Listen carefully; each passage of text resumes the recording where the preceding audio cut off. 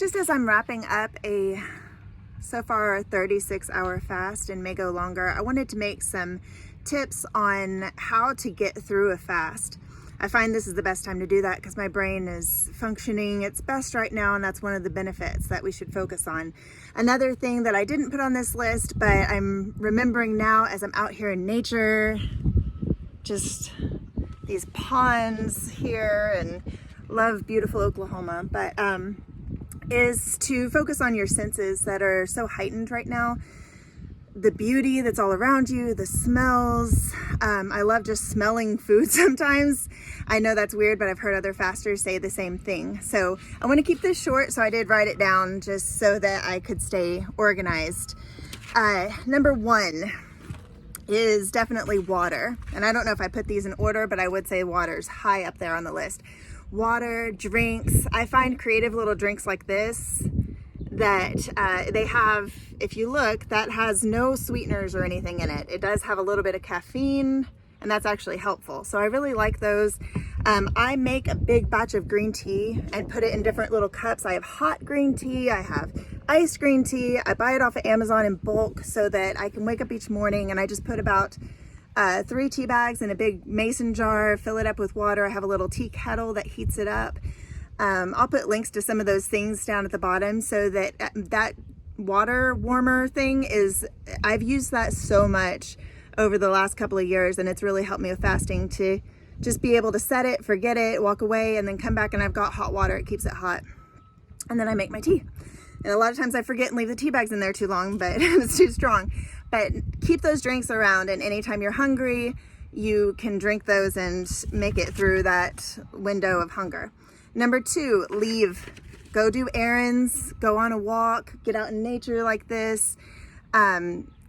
Just get away. If you can get away, feel the sunshine, feel blood pumping through your legs and air in your lungs, it just revitalizes you, and when you get back, you won't be struggling as much.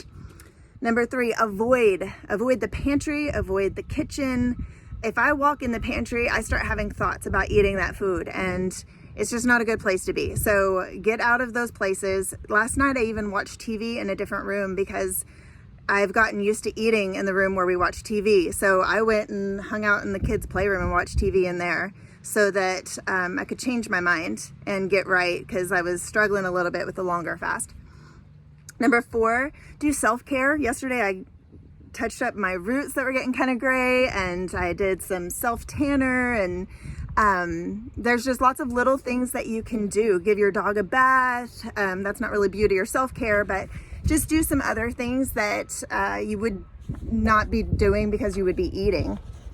Number 5, the salt trick. Yes, so get some Himalayan sea salt. I didn't know about this until like halfway through my fasting journey, and it's amazing what a difference it makes. If you're feeling hunger, your stomach's burning, put a little bit, like big grains of sea salt, Himalayan sea salt or Mediterranean, something like that, under your tongue. I've even used sunflower seeds and just sucked on the seeds, and it's amazing how it just helps when your mouth is full of something.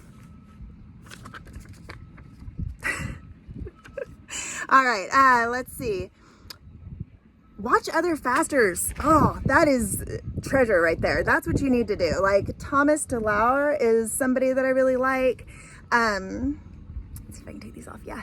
Thomas Delauer is great. I don't know if I'm saying his name right. There's so many others. Just put in fasting, 36 hours, whatever your fast is, and you'll find people that are doing the same length of fast as you, and you'll hear their struggle, how they got through. And you also, Thomas Delauer, he just studies this stuff all the time, I think. I thought he was a doctor, but my husband told me he's not. We both love watching. All the information that he gives is really great. So might link to him too. But you can find so many. Women over 40 fasting. There's a couple of different women on there. Yeah, just find some other fasters and find a community, and but really watching those documentaries, watching those vlogs, the documentaries and the informational ones, they remind you why you're doing it. All the benefits that you may not even know, like longevity, building muscle, There's so much, increasing your immune system. There's so many things that you can remind yourself, okay, this is why I'm doing it, and then push through. Okay, go clothes shopping. So this is mine. This is something I've done since I was in college. I would go and I would try on jeans, and this is why I started a long fast. Because of COVID, I got COVID and my taste buds got all messed up, and I gained like 7 pounds, and I haven't been able to shake it. It's fluctuated back and forth, but my taste buds got messed up. I started wanting to eat sweets a lot. So I thought, well, I'll do a long fast to reset my taste buds, to lose some of that extra fat that I'm carrying around, and kind of do a reset. But what started me, like the impetus that got me going, was clothes shopping. I went and tried on jeans, and I was like, oh, this style of jeans is like not working for me. And I found like the old style that I used to wear, you know, like the mid-rise jeans, and they were not looking exactly the same either. And I was like, oh, so I went and weighed myself, and sure enough, I was 167 pounds. I mean, I'm 5'10", but that's up there for me. So I went ahead and started that longer fast day before yesterday, and I got on the scale. Oh my gosh. So when you start a longer fast like that, the last day of your period, sorry if that's TMI, I lost, what is that? So I was 159 today. So I've lost, 8 pounds in like a day and a half or 2 days or something. That's insane. And that's definitely motivating. I was like, whoa. So that helped me get through the day. So I don't know if weighing is something that motivates people or it doesn't. So I didn't put that on here, but if that's something that will motivate you, or before and after pictures, that's another thing that you can do. Let's see. Number 8. Oh, so number 7, clothes shopping. Just try on clothes. It'll motivate you. Try on a smaller size, you know, and imagine what you would look like if you wore that size. Number 8, use tracking apps. That's a big one. That should have been, if this was rated in importance, that would have been higher up. So tracking apps, like I use Zero, and I can put a link to that as well. And those tracking apps, they really keep you on track. Like you can see, okay, I've got this much time left. You can track on that Zero app. You can hook it up with your health, you know, on your Apple Watch, track your glucose. You can track your weight for sure. You can see how many successful fasts you've done in the last week. Like sometimes I can feel like I'm doing really good, and then I can look over a week and see, oh, I've in the last month only fasted, you know, well, maybe 4 times. So it just helps you to really a reality check on, and you just check in, you start your fast, and then when you're ready to eat, you open it up and you start your eating window, stop your fast. So it's real easy to use, and there's a bunch of them out there now. Number 9 is just push through. So that hunger that affects you is really a temporary thing. Usually, like for me, I'd say 10 or 15 minutes. And once you push through that, you don't feel it anymore. So if you can just get through that short time, then you can make it so much longer. So use one of the other tips. Leaving is a great one, going on a walk, drinking a big glass of water. Use some of those other tips to get through and understand that hunger window of feeling that hunger is small, and you can do it. And also, if you're trying to do an extended fast, watch some of those other fasters that have done extended fast, and they'll talk to you about that your hunger goes away.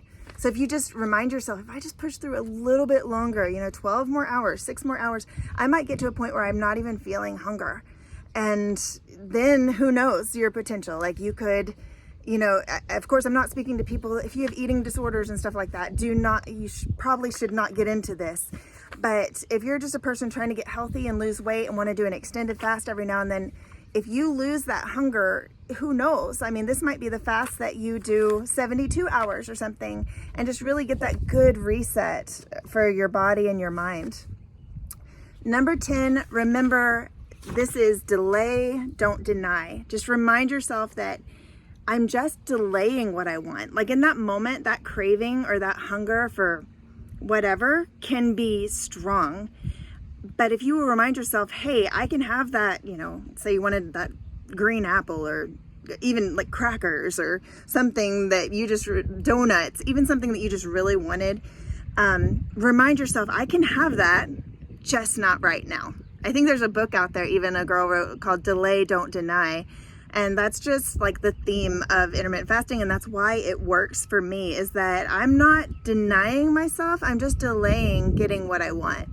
So if you can keep that in mind, I used to even like write down what I wanted to eat, and I would maybe eat it later. A lot of times I would end up eating something a lot healthier than what I wanted while I was fasting, because of a lot of things that happen with fasting. Watch some of those other informational fasting videos and you'll see like it just changes so that you have healthier desires and cravings. But I would write it down and I would say, I can have that, just not right now. And there's something that happens in your psyche when you tell yourself, I'm not saying no, I'm just saying not right now.